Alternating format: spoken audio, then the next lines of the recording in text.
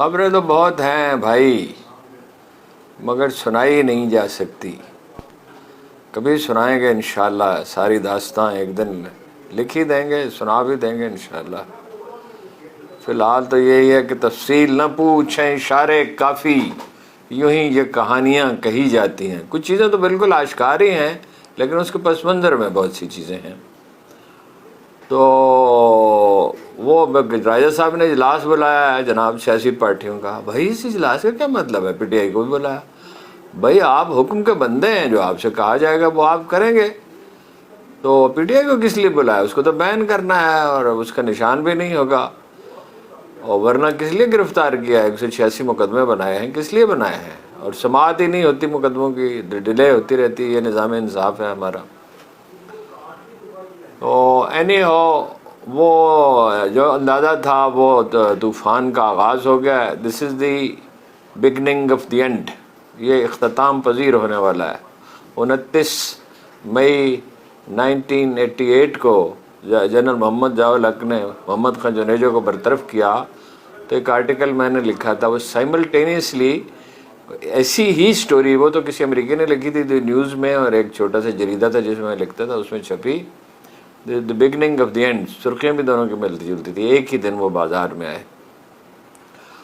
تو یہ beginning of the and ہے. وہ اس میں آزاد کشمیر میں، کوٹلی میں، دوسرے کئی شہروں میں، صرف ایک شہر میں 35,000 بجلی کے بل جلا دیے گئے ہیں.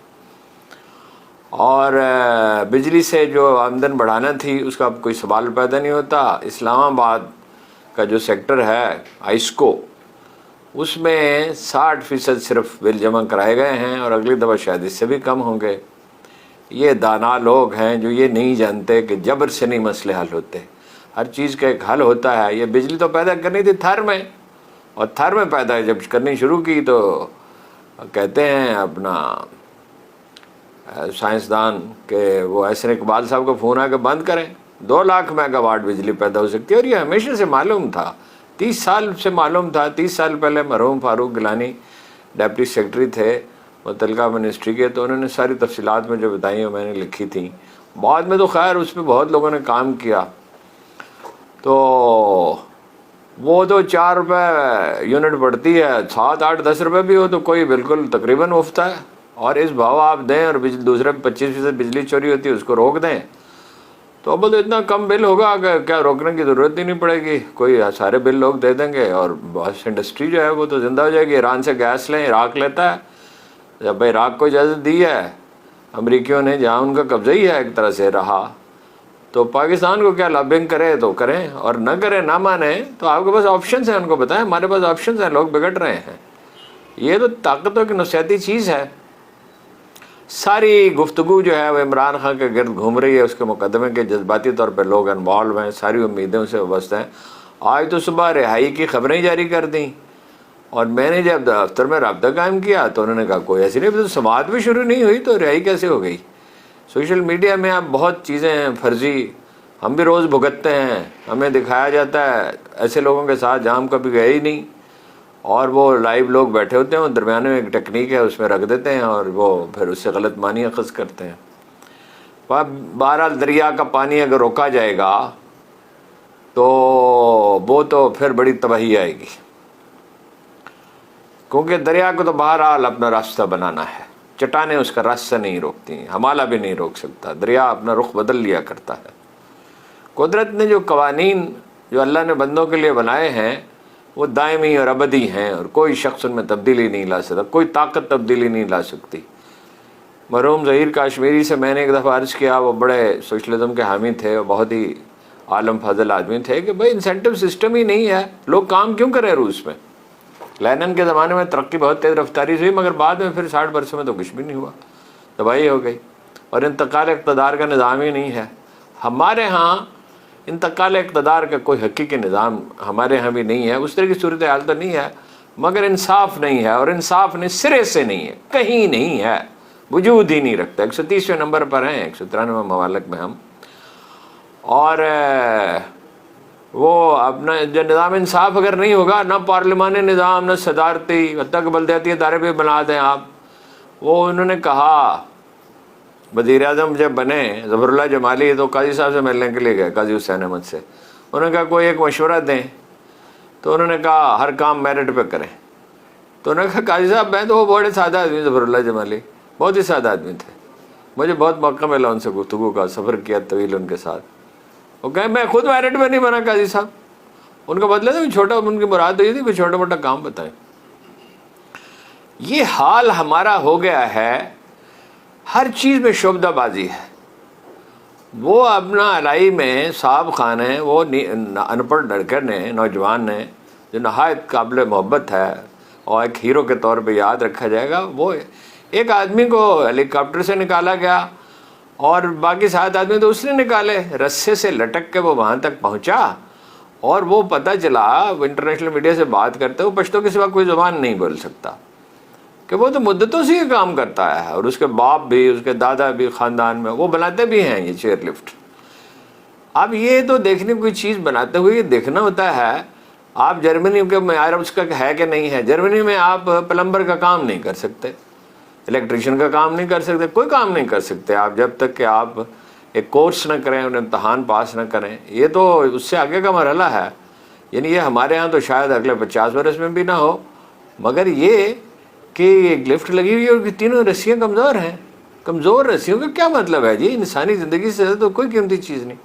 अच्छा ये फिर अब दूसरी इंतहा ये है कि वो गालियाँ दी जाएँ फ़ौजियों को। अरे भाई उन्होंने कोशिश पूरी की, अब वो होता है बेहतरीन कोशिश के बावजूद नतीजा नहीं निकलता। अल्लाह ने उसे इज़्ज़त देनी थी और वो अपना उसने कर दिखाया, कोई मुआवजा नहीं। जितने ऑपरेशन किए उसने कहा मुझे याद ही नहीं कितने दफ़ा किया, पूरे पख्तूनख्वा में, आज़ाद कश्मीर में, जगह जगह पे, शुमाली इलाकों में, तो वो याद ही नहीं। उन्होंने कहा तो वो बनाते भी हैं। अब इस कौम को चाहिए कि भाई उसको इनाम दे। तो ये तो तमगा देते हैं हुकूमतें, तो जाली तमगे जाली लोगों को देती हैं। वो तो उस तमगे की कोई हैसियत ही नहीं रही जो तमगे अखबार नवीसों को दिए गए।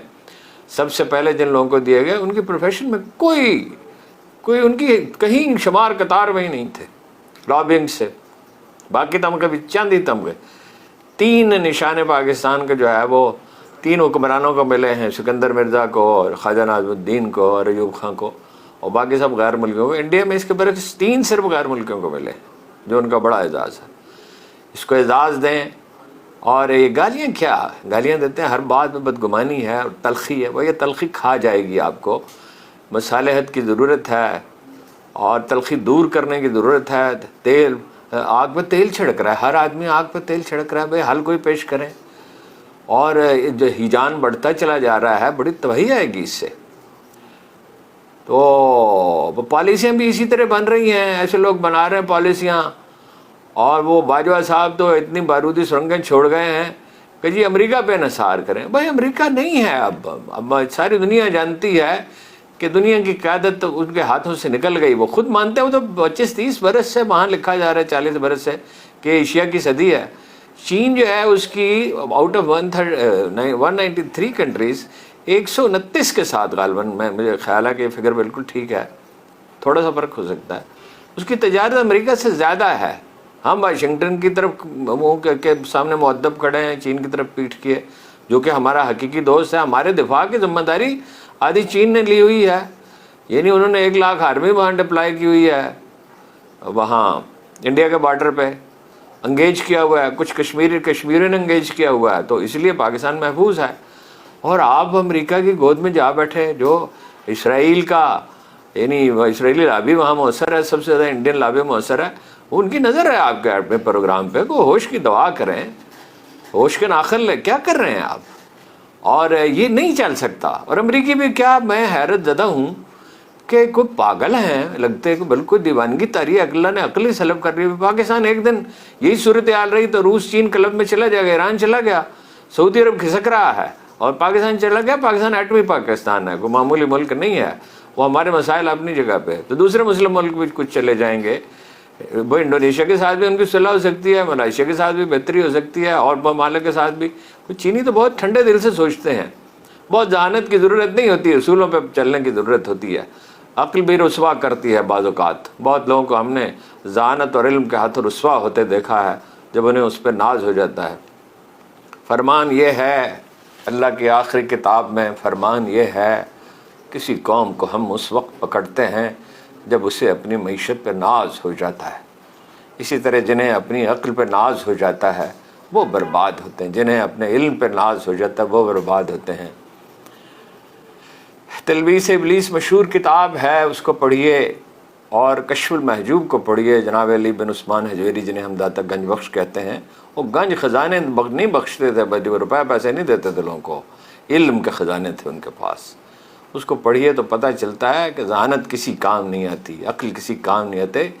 اللہ کی کتاب میں لکھا ہے کہ ایسٹ جو ہے آدمی کا وہ خلوص ہے، سنسیریٹی ہے، درد ہے۔ وزیر اعظم صاحب نے فرمایا کہ لوگ ملک سے جا رہے ہیں تو کیا ہے؟ سبحان اللہ، سبحان اللہ، کیا کہنے جی آپ کے، لوگ ہی تو ہوتے ہیں، ایسٹ تو انسان ہی ہوتے ہیں۔ رسول اللہ کی سیرت پڑھیں تو پتہ چلتا ہے آدمی ایسٹ ہے۔ 4000 کے قریب انسانوں کے پہلے بھی عرض کیا تھا آپ نے تربیت کی، اور اس کا مومنٹم 1000 برس تک باقی رہا۔ یہاں انڈیا میں تھا جلال الدین اکبر، اور ایران میں تھا اسماعیل صفوی، اور ترکی میں تھا سلیمان دی میگنیفیشنٹ۔ یورپ تو تاریکی میں ڈوبا ہوا تھا۔ علم ہے، آدمی ہے، صاحب علم آدمی، سیدھا جو راستہ ہے وہی راستہ ہے، اور ابھی تک ہم پگڈنڈیوں پہ بھٹک رہے ہیں۔ صوفی عائش محمد صاحب تھے ایک بزرگ، بہت ہی مخلص اللہ کے نیک بندے، سچے صوفی۔ ان سے کسی نے کہا کہ آپ درود تاج پڑھتے ہیں؟ انہوں نے کہا ہم پکی سڑک پہ چلتے ہیں اور درود ابراہیمی پڑھتے ہیں۔